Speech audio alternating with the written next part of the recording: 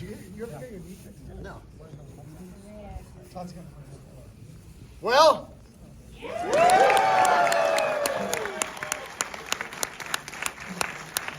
For those of you who are old enough to remember the 80s, I mean, it's an homage to 80s horror action films like Escape from New York, and for those of you who remember, right? Let's give it up for that movie, Werewolves, guys. Okay, so I feel like these people up here don't need any introduction, but we have our captain over there, Stephen C. Miller. We have our leading man, Frank Grillo. We have our leading lady, Katrina. And then we have one of our werewolf creatures, Whyte.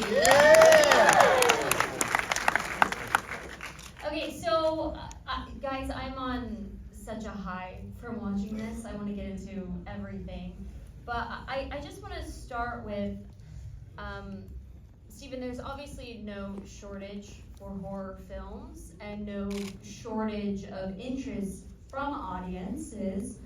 What inspired you to take on this project?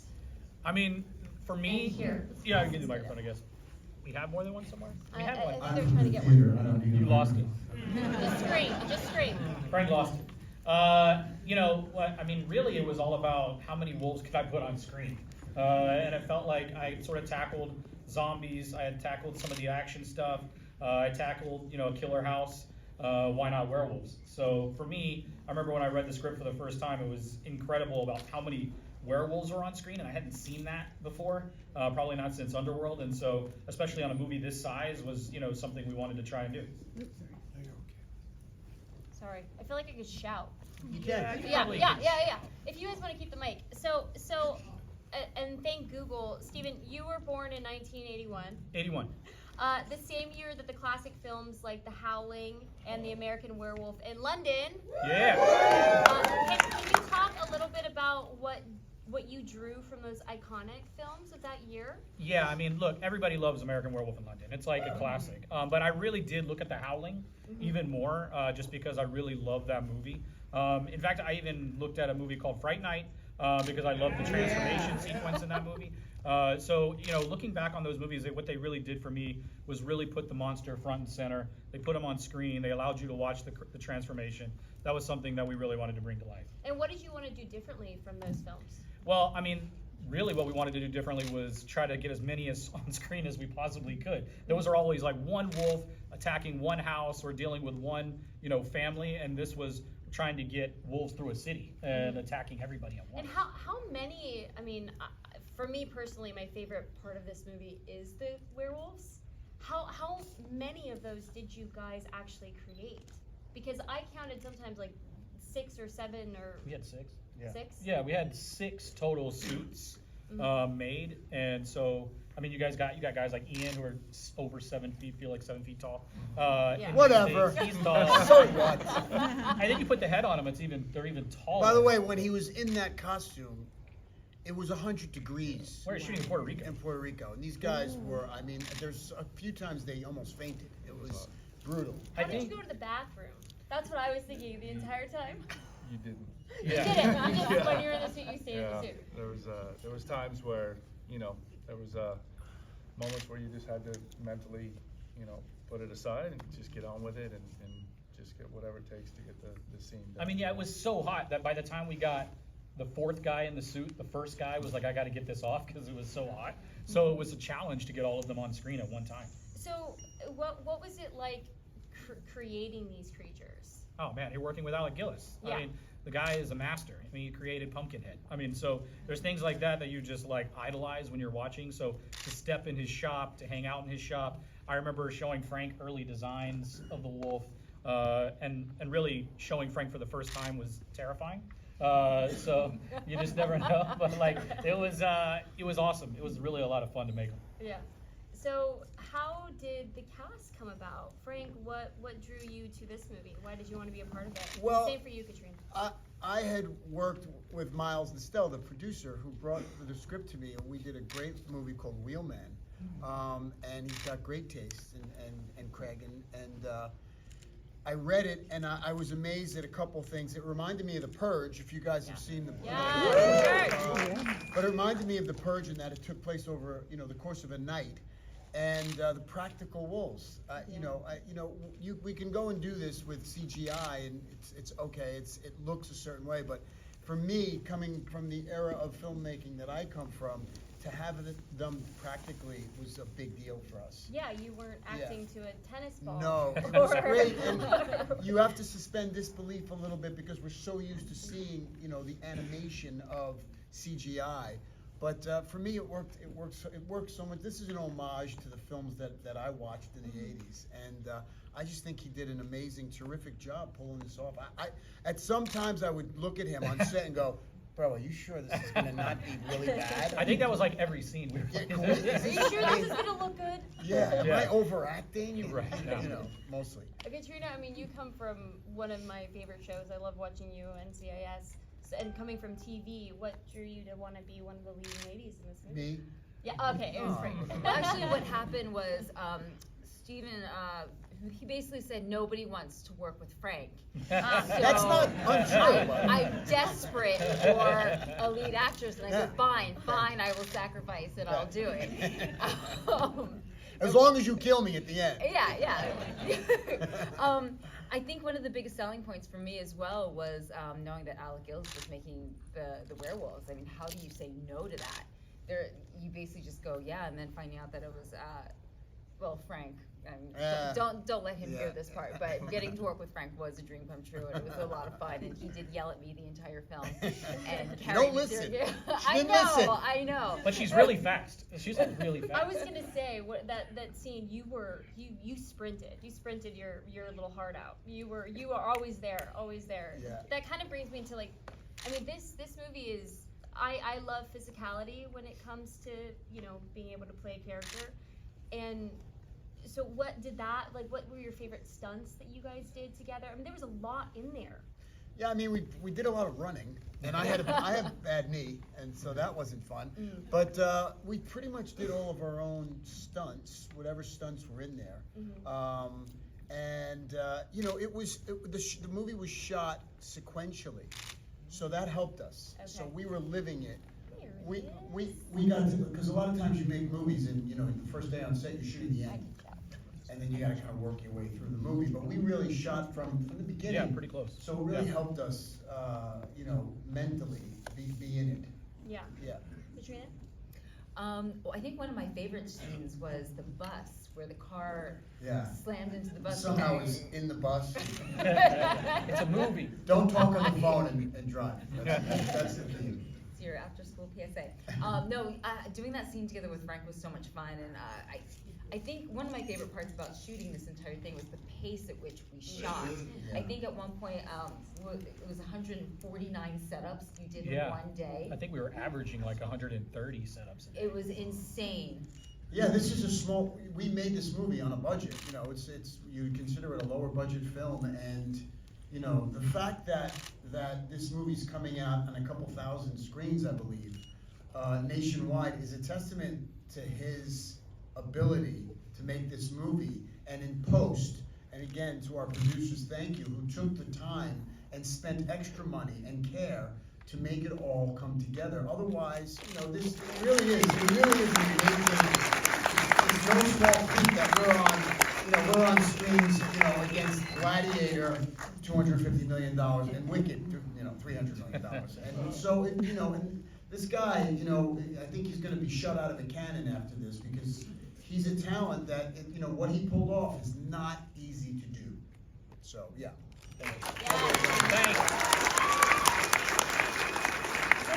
What about you doing the stunts in the werewolf getup? What was some of your highlights? I mean, one of the P. yeah. Microphone. They did create a little flap here. I can't lie. I forgot I had a microphone. They did create a little flap for us, so that part, we can get. The one scene with Frank where he stabs me, and I'm over him, and there's just blood gushing on him.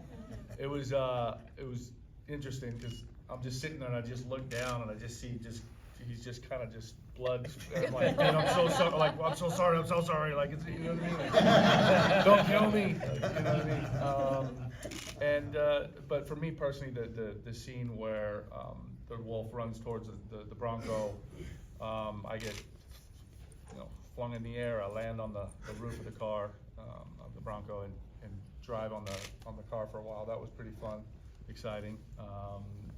And then jumping off the building. It was a pretty quick sequence in that, but jumping off that was pretty cool because I'm really scared of heights, and I jumped off about a 5-story building. Tall, you're afraid. I know, exactly. How do I walk around? I know.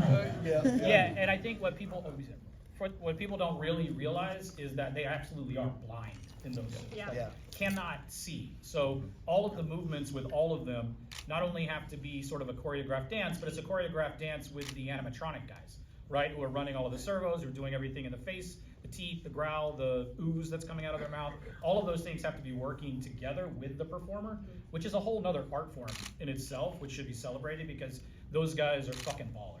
Really, because the work they do is unmatched in CGI. It really is, because these guys are on there grinding with us in the rain when these suits even get even heavier. So I just want to give a shout out to those guys because it's really important that they know we loved it. Yeah. And how many days did you guys have to film this? 4. That we shot. I mean, it's getting smaller and smaller and smaller with independent filmmaking. Technically, we shot it in 25. I mean, I think we had an extra day of pickups. So just so you 26. know, we shot in 25 days. Yes. Right? Normally, a movie like this would be 90 days. Yeah. So again, a testament to being able to put this all together. I shot this movie in 25 days. You were there. I want more money. I want more money. I want more money. Wow. No, that's incredible. Will you please tell all your friends to go watch that? That's what we need. We need a word of mouth, real grassroots word of mouth movement to get people to go and watch what I think is a great genre movie. It's fun. Yeah. Yeah. Thank you. One last question. What sort of advice can you give like upcoming filmmakers? I think my favorite advice to give upcoming filmmakers is just shoot. Shoot all the time. And you guys now have devices in your hands that make movies. And I know when I was coming up into movies, we had to buy really expensive cameras to try to make our first film. You guys are all holding filmmaking devices now that you can shoot at any point, anytime, anywhere you are. I really encourage you just to be shooting. And I think that's the most exciting thing about indie filmmaking right now, is you guys have so many rad tools to make so many rad things. So the more you shoot, I think the more you hone your skills, and the more it's gonna become something you love. So keep working. Yeah. Yeah. And last question for everybody. So this film is definitely for the big screen with an audience. What do you want folks to take away in December when it comes out? A good time. I want them to, the movies like this is a specific kind of movie, and you go to this movie again to suspend disbelief and just kind of throw yourself into it and be afraid and, go along for the ride for 90 minutes and walk out going, God damn, that Frank Grillo is great. You don't have to say that, but if you want to say that. Yeah, I just want everybody to come out, for me, it's just coming out satisfied, because as a werewolf movie, it's all about the werewolves, it's the transformations, it's the gore, it's the fun factor, yes, but all of that has to be satisfying, and I think that's really difficult in these kind of movies. So if I can have the audience going out feeling like, okay, we got what we fucking paid for, then, I'm happy. Oh, nailed it. You got it. Right, great. Let's give it up for that one more time, guys.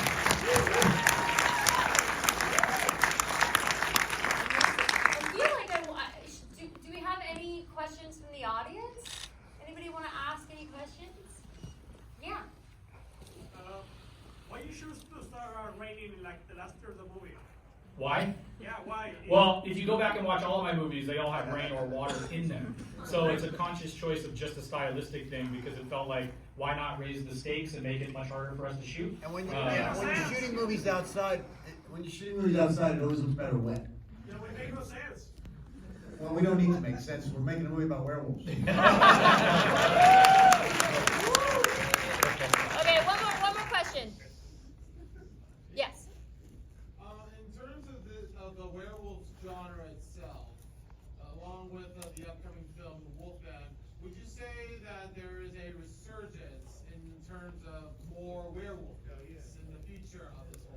Definitely. I mean, we'll bring you another one of these, right? Yeah, I mean, if it works, we can bring you a couple more. But I think you're right, and listen, this is what Hollywood does, we go out and search for stories, for things to talk about, and to show, to make movies about. And so, it's time for Werewolves to kind of make a little bit of a comeback. I love Werewolves. They deserve it.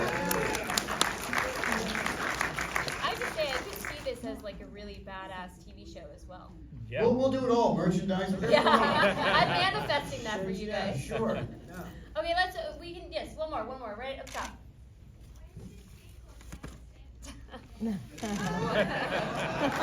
Louder! Sequel, that's my girl in the back row. The sequel comes out as soon as we realize after it opens that it works. And if it works, we're already talking about what we would do for 2, 3, 4, 5, and 10. I don't know, you know what I mean? Werewolves in space. We talk about that. Werewolves in space. Werewolves fighting MMA.